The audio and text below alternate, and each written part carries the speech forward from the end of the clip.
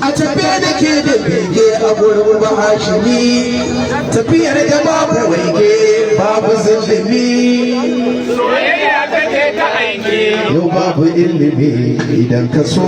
Allah ya so ka kai ta gwaggwada Allah yana ɗagawa in an fake da kai annabi Muhammadu inuwa kake ga kowa mafaka ta talikai tarko kake da rahama waye ya zo da kai kai ne ka bayyana Allah aka san shi tun ada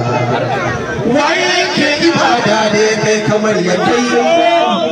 ita kanta ma ibadar ta fake da kai ba ta zama ibada sai an hada da kai kaunar ka ta zama ibada wallahi na fada ya sayyidal alami na so kula da ni dan ni da kai na rade bayan batuntuni so nake ka karbi begen da nake kasar da ni so nake abinda nake nema da'iman abada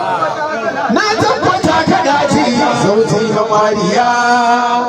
ka ƙara bani da na gaba da lafiya gani mun ka yau a duke na sadiya kaunar ka yau ita na kama Ahmad Muhammada ni ne auta na bege wato mun hannina a garin Kano nake masu yabon Habibuna